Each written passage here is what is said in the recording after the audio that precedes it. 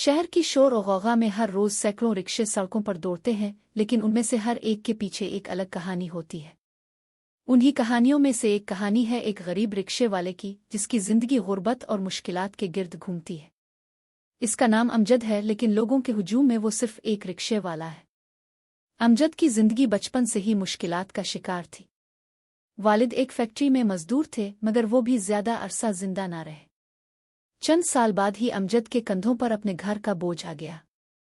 वो 5 बहन भाइयों में सबसे बड़ा था और अपनी माँ का वाहिद सहारा बन गया। तालीम का ख्वाब तो गुर्बत ने पहले ही छीन लिया था।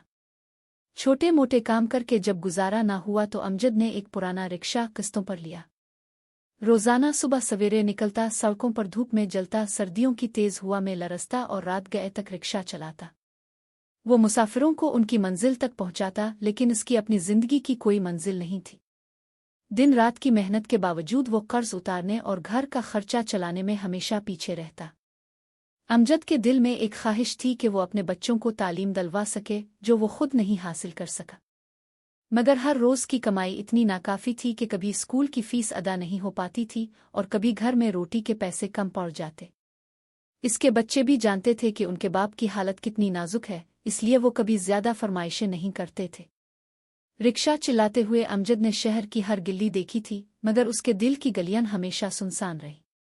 वो लोगों की बातें सुनता, कभी खुशी कभी गम, मगर अपनी आवाज किसी से न कहता। वो रिक्शे में बैठे मुसाफिरों को देखता जो बड़े ख्वाब लिए बैठे होते, लेकिन खुद उसके ख्वाब हमेशा सड़कों की धूल में दब कर रह जाते। अमजद की जिंदगी एक ना खत्म होने वाला सफर था, जिसमें हर रोज वो नई उम्मीदें लेकर निकलता, मगर शाम तक वो उम्मीदें भी थक कर सो जाती थी। गुर्बत ने इसके अरमानों को इस हद तक तोड़ दिया था कि कभी कभी वो सोचता कि रिक्शा छोड़ दे, मगर फिर अपने बच्चों का चेहरा देखकर वो फिर से रिक्शा स्टार्ट कर लेता।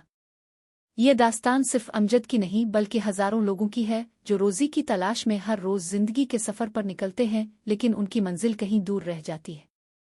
गुर्बत और मजबूरियों के साए में पलने वाले अमजद जैसे लोग दुनिया को अपनी कहानी कभी नहीं सुना पाते, मगर उनकी खामोशी में छुपे दर्द का एहसास हर दिल को छू लेता है।